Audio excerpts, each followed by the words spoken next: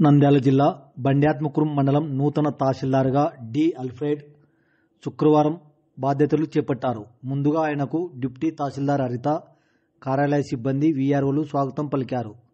అనంతరం తహసీల్దార్ D Alfred మాట్లాడుతూ, అందరి సహకారంతో నా విధిని సక్రమంగా నిర్వర్తిస్తానని, ప్రజలకు అందుబాటులో ఉండి ప్రజల సమస్యలను త్వరగా పరిష్కరించడానికి కృషి చేస్తానని తెలిపారు. వారు మాట్లాడుతూ, నా పేరు ధోని ఆల్ఫ్రెడ్. నేను ఇంతకుముందు ఎలక్షన్ కంటే పూర్వము కొలిమిగుండ్ల మండలంలో తహసీల్దార్గా పనిచేశాను.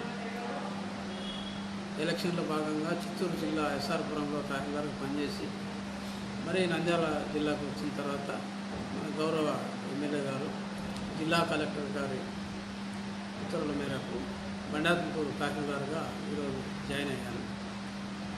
ఈ మండలంలో ఇదివరకు నేను డిప్యూటీ తహసీల్దార్ హోదాలో పనిచేసి ఉన్నాను. ఇక్కడి పరిస్థితుల గురించి, పొలాల గురించి అవగాహన ఉన్నది.